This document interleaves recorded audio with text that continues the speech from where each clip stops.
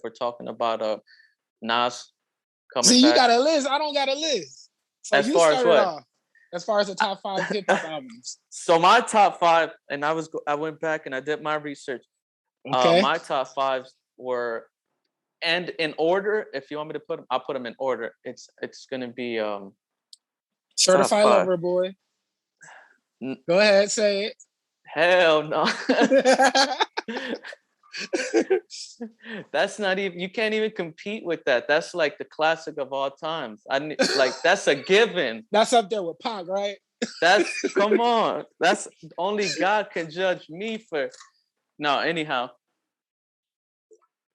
First album, West Side Guns. West Side Guns, man. Such a great album. What was the name of that album? Man, something like that. You know how his titles are. Not Pray for Prayer. It was like, Hitler wears Hermes, right? Hitler wears. Yeah, that's what I want to get it right. Please get it right for the listeners and viewers.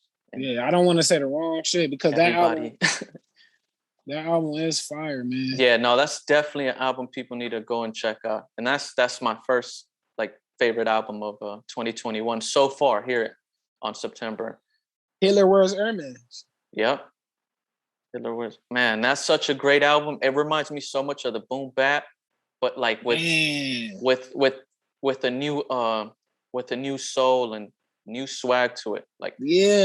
That's definitely one. They remind me of Dipset, honestly. The whole Griselda guys, they got that. They put off Dipset 2.0. Them vibes. Yeah, they put off that New York vibe. You know what I mean? Yeah, they do that fly boy. Yeah. New York has been missing that for a while, man. You know, New York crazy. Has been... It's crazy that you say that because I was actually thinking, when was the last time that New York was actually doing other people's music? Or should I say, let me rephrase that question. It's actually, when was the first time that you noticed that New York wasn't being New York? And I think that at that point in time, that's when it changed. Because remember, New York was just known for being New York, right? Even the West Coast had their music and they had the 90s with gangster rap, but New York still kept that gritty New York. You had DMX, who didn't change. He didn't do gangster rap. He might have done one track, but you know what I'm saying? And New York still kept their sound. But I think around the South era is when New York eventually changed their sound to the South as well. You think so? I think A$AP Rocky started it. And guys like French Montana. Yep. Yeah, those guys. I think they're the ones who kind of did it and then showed it could be popping. It could be profitable or you know what I mean? Because A$AP Rocky was for sure. Yeah, Purple, Swag, the Houston, the Screwed, yeah. Mm-hmm. Even the way the melodic ways.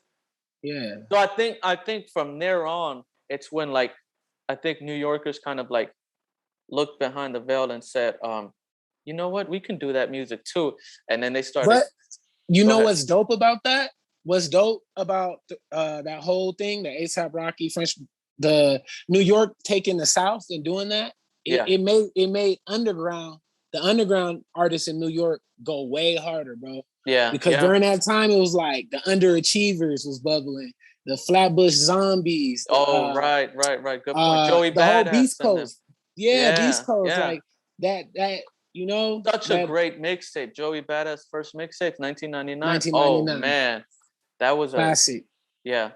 Yeah, man. So. No, you're right. That's what happens when it gets diluted or something. The good will get separated, and you'll see it. Yeah, that's the beauty of it. That's hip hop in general. When stuff gets too pop, it's always going to be something that's going to bubble from the underground that's going to cut through and going to be the next wave. Yeah. Yeah. You know? Well, that's my first album, West Side Guns. Okay. Second album is Baby Keem's, bro. And I'll admit, this was the first album. This is actually the first listen to his music that I have ever listened to. You don't think you're saying that because it's I'm not saying it. A newer album that just came out?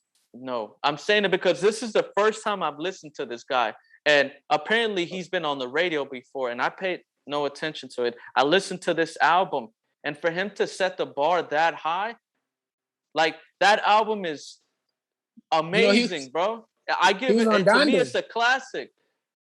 Damn, Yeah, you give it that much?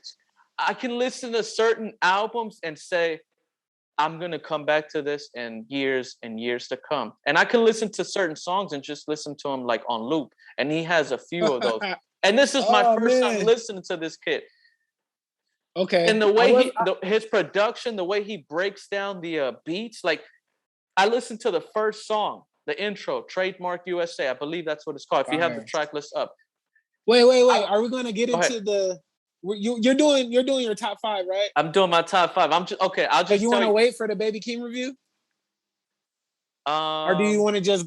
Let's just break it down during my top 5. Or okay, all right, yeah. Let's just break it down. So not only this is my second favorite album of 2021. This is also the Baby Keem review. Okay, so this is part of that. Okay. So track 1. No, so track 1, Trademark USA. Bro, I'm listening to that. Is that the title? Like Trademark USA, man. Man, I'm listening to it from the start to beginning, right? And I'm not looking at my phone or looking at the time. Just listen to it like a regular album in my zone and visualizing. And I'm like, how long is this song? Or did I already listen to 3 or 4 songs? Because the way he was just, and it was still the first song. He broke it down like in 3 different songs. Yes. And it was just like, okay, this guy is different.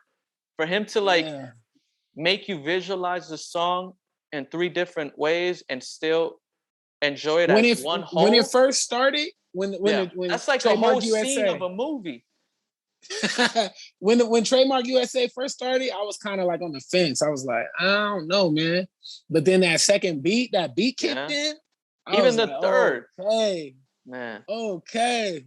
And then his delivery, his bars, the way he paints an image, like just if you could quote some of his bars, it's just simple and don't even get to his patterns. Don't even get to his patterns, like his breathing pattern. I can't. Only bars of Baby Keem's I could quote is a song with Kendrick, of course, the Family Ties song. Forget the Family Ties song, dude. The other song on this Pink album. Panties. Pink Panties. The Range Brothers. Is that what it is? Range Brothers. Let's get this shit. Let's get that. Top of the morning. Let's get this. Boom. Oh man. That's to me. It reminded me, and I guess it's just fresh off the verses with Fat Joe, Big Pun, and Fat Joe. It reminded me of that. Like, let's get how they're just like bouncing back and forth on some like that one song, the Twins. Because it was so fresh to my mind of an image of 2 great artists that collab and make such a great song. That was the first thing I thought about when I listened to Kendrick and Baby Keem. I was like, oh no, these guys, their chemistry is like Steph Curry and Clay, you know? Yeah. D-Wade and LeBron. Like that's how quick they clicked. And I was like, okay. It was just a quick soundbite of that let's get this. Top of the morning. That soundbite went viral and everybody was saying like, oh, this is trash. What's Kendrick doing? Transitions, man. And then they heard the full song. Yep. And it's like fire. You know what I mean? Because I was kind of on the fence, like, what is this dude doing? But fire. Yes, Issues. Sir. Gorgeous. Just stop me if any songs stand out to you. South Africa, Lost Souls. Scapegoat. Coco. Did you say Scapegoat? Did we pass that or you get into it? Scapegoats was fire, man. I would say like the first 4 songs on the album start off strong. Yeah. And then it gets to Issues and he starts singing a little bit, being a little more melodic. Right. But that to me, that was still dope. It was his like I'm telling you, this is my first time hearing this guy, so I had no expectations. I had no idea what he's gonna rap about, how he's gonna rap. Is he a singer? Like I had no idea. And you came in with fresh ears. Extremely fresh, baby, brand new, right? Fresh off the rap. I'm like, okay, he starts just dropping bars, and then he comes with songs like this. I'm like, okay, this guy is like, he's influenced by a lot of greats. I can hear Kanye in him. I can hear Kendrick in him. I can also hear Drake in him. 3 Stacks in him. Like Cudi. I hear Cudi in him. Yeah. On certain songs. Yeah, no, this guy's okay. Then Gorgeous. Lost Souls. I would have to Do Rag Activity with Travis Scott. Yeah. He has a video for that. That's cool. I mean, yeah, dope album. I wouldn't say classic. I wouldn't go as far as you did, man. But no, that's that's his first album. One of the like, did he do? I'm not sure. I think he has. Is he one of those artists? Yeah, is he one of those artists that that does that route, that takes the mixtape, maybe an EP, and then prepping you for an album? Did he do that route, like the Dave East? Yep. Or yeah, he did that. So this is his first album, even though he has multiple projects. No. I would say that his last album was his first album. That's the album. It's called Die from My B Word. From I feel hella corny saying B word. Hey, but yeah, you know, the algorithms were algorithms. That's the album. Pewed. Die from my B. That's the album that like really got him all. The songs were played on the radio. He had a few good singles off that album. So I'm gonna check that out. I'm gonna check that album out, and I'm gonna see if it's like if it's either like a Slim Shady LP to Marshall Mathers, right? Isn't that Eminem's second album? Yeah. And even though his first album set him up for that classic second, because I'm telling you, this is my first time listening to him, and I listened to his second album, and he sounds like a seasoned, like he knows what he's doing. His music is layered, like it's super layered, man. Man, like Travis Scott or Kanye, Cudi, like his music is real on top of everything's on top of each other. And let me ask you a question. What's up? Tell me, when you listen to his album, you didn't think about, well, what the hell is Kendrick doing? What is he working on? What is he bringing out? If this guy is working on this type of music, I wonder what does Kendrick have on the way. Did you think about that? Man. Now I'm thinking about it. I was like, if Kendrick is on his features and he hears the type of music he's creating, I wonder if Kendrick's going back to the drawing board and saying, okay, let me get something going. I think Kendrick already has some music already. He already has songs. He already has a concept. I think he already has the album ready. You know what I mean? I just think he's waiting for the time to drop shit. He's waiting to drop on everybody. Drake, Kanye, that's when Kendrick poked his head out. You notice when I don't even think necessarily he was worried about Kanye, but it's just Drake. When Drake was Certified Lover Boy, when Drake set a date for Certified Lover Boy, you notice that's when Kendrick popped his head out with the Baby Keem song and good point. That's a great point. Yeah. And he didn't do that when Cole dropped his album. No, Kendrick not was at quiet. all. Drake, we weren't even asking for Kendrick. We weren't like, oh, we were just kind of like, it is what it is. We're focused on J. Cole. Yeah, he's not one of those artists that when you listen to J. Cole, you're like, you think of like, okay, some other bigger rapper, which probably Drake will drop around the same time as J. Cole. And then I get that. Man, that's a great point. I'm anxious to hear some more Kendrick, but Kendrick, he took so long, that it kind of like there's other good rappers, man. Freddie Gibbs is walking around here talking about top five. Top five who? Yeah, you ain't even got to the one yet. Freddie Gibbs said you top five. You ain't even got to the one. So. Freddie Gibbs, that's my guy. Yeah, that's your guy. That's your favorite rapper at the moment, right? Just at the moment, for sure. Just so everyone knows how biased you are. The past 3 years, I would say Freddie Gibbs has been my favorite. Since Bandana? Yeah. I remember the hype around that with Madlib, right? Like, yes. Bandana. Yeah, it was Bandana. It was Pinata. I was about to say Zebra. Zebra. Didn't it? Oh no! What wasn't his picture had the zebra? Fire. That album is classic. Classic. Yeah. Think about it. Kendrick got how many classics? Kendrick has 3 to me. Freddie Gibbs has 3 classics, hands down. I need to get I need to listen to Freddie Gibbs. I'm not saying anything. I can't comment because I don't listen to Freddie Gibbs music like that, which I should, right? No, it's not Pinata. It's Bandana.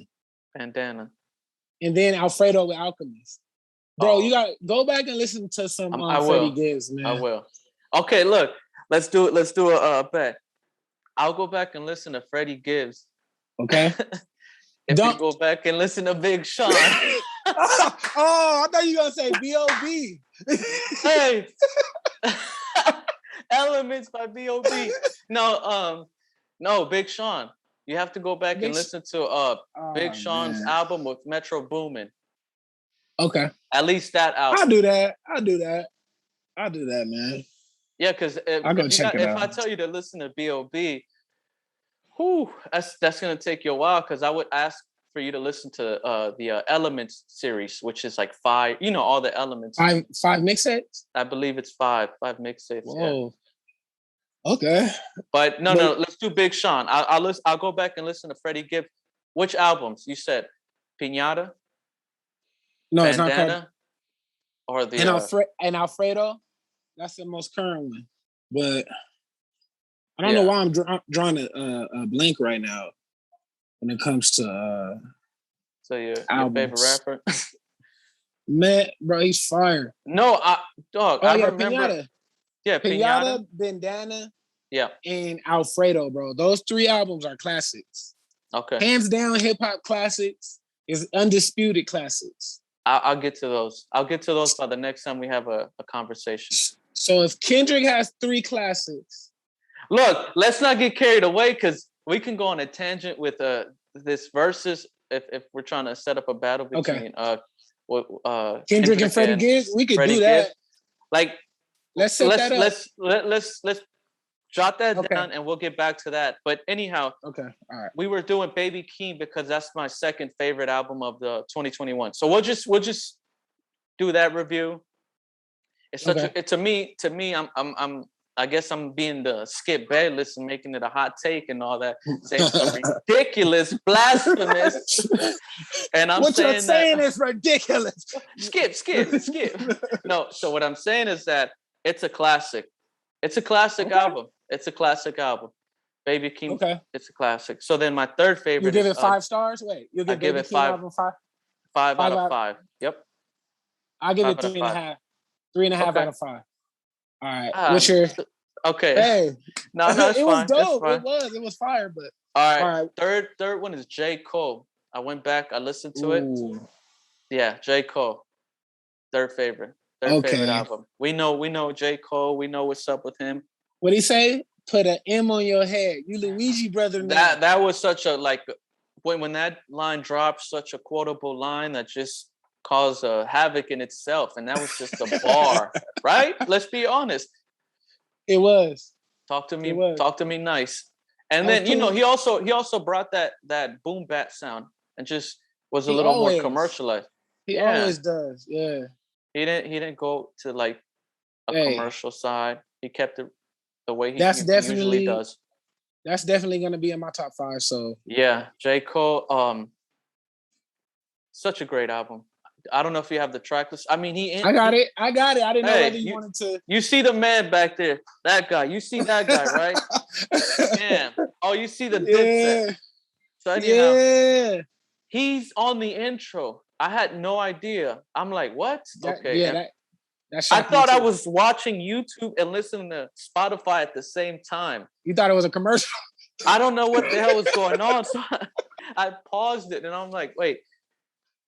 Okay, so if I pause Spotify, it pauses everything. So I'm not watching YouTube and listening to Spotify. I restarted and I'm like, oh wow, Cam is introing his album, and I can hear you hear the intro, the instrumental, right? It's that dun, dun, dun, dun, dun, dun, dun. Yeah, That's that East Coast. That's the Rockefeller era. You thought when Cam came on, it was a Spotify commercial introducing J. Cole's album? You thought Cam was like, hey, yo, this is J. Cole's album you about to listen to. Yes. I was like, yo, wait, Cam is not promoting Pink Panther? Oh, that's wild. J. Cole had to drop the bag on Cam. Man, he said, yo, flee. That was classic. Look, Cam said, I'll do your intro if you're on Killer Season 2. Oh. J. Cole's like, when is it? J. Cole's like, when is it dropping? I can't tell you that. We don't know. Shit. Anyhow, that's my third favorite album, the J. Cole. Fourth, I would say is fourth. Oh man, wait. You want me to throw out some albums for you? Because I know Donda is there. Donda is probably my last album. You'll put Donda in album of the year? That'll be number 5. Yeah, for me, yes. Donda. I appreciated Donda. I like Donda, dude. That's a good album. That's my favorite. I know there was one more. There was a fourth one. Of course there was a fourth one. I just can't recall. The Plugs I Met 2 came out. DMX Exodus came out. Money Bag Yo. Nah. You ain't rocking with Money Bag Yo? Yeah, he's cool. No, it's not that. They're not pulling up everything. Who was it? Isaiah Rashad. You got to listen to that. Yeah. The Judas and the Black Messiah soundtrack was fire with that whole song. Drake Scary Hours. No, it's not Drake, not the CLB. What the hell is my fourth album? Maybe I'll give. That was a good album, yeah, but not my fourth. Okay. We'll get back to that. Maybe while you say your top 5, if I can recall. Nas album. Oh, that's what it was. King's Disease 2. Yep, King's Disease 2. That's my fourth favorite, and then Donda's 5th. And we've already talked about Donda, so we know exactly, to me, why it's my favorite. Like if you go back and listen to the previous episode I'm discussing.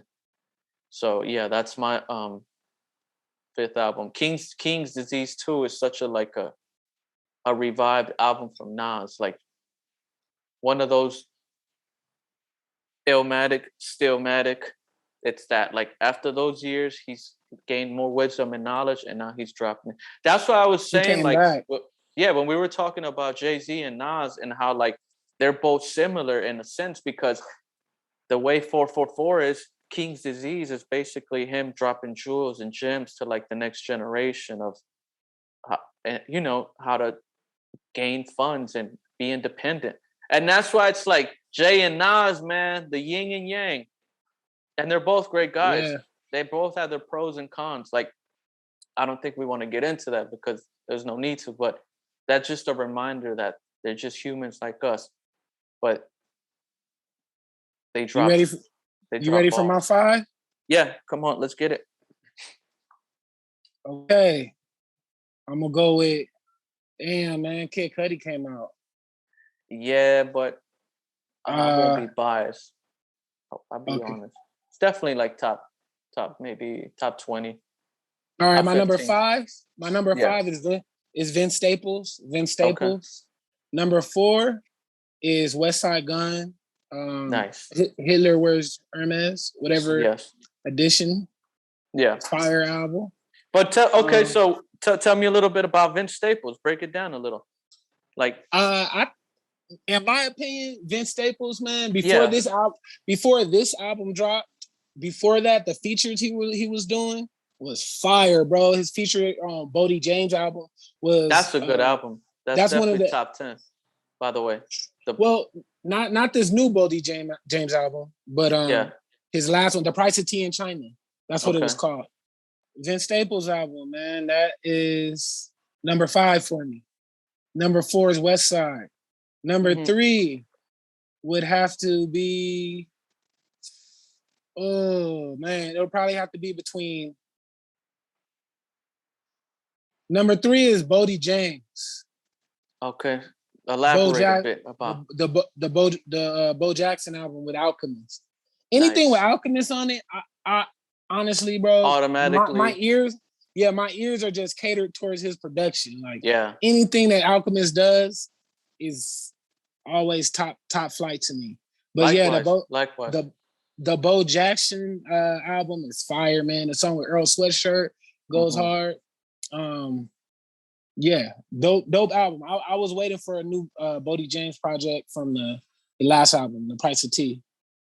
That album was like a classic. So yeah, number 3 is Bodie James, Bo Jackson. Go check that out if you haven't heard it. Number 2 is, did I already say Isaiah Rashad? No. Number two is Isaiah Rashad. Wait, so okay, let's go back. So it was what was your first album? Vince Staples. Yes. Damn, bro. Bojack. Now I'm getting confused. No, it was Vince Staples. It was West Side Gun. West Side Gun. Okay. It was Bodie James, Bo Jackson. And then now it's Rush. Yeah. Isaiah Rashad, The House is Burning. And my number 1 album thus far of the year has to be CLB. No, I'm joking. Coming home intoxicated. It had to be Nas King's Disease too. I put King's Disease Part 2 over Isaiah Rashad's album, even though I said that was album of the year before. Nas King's Disease 2 thus far is probably the one. That's the one. Yeah, that song with Lauryn Hill, Brunch on Sundays. The Death Row Story.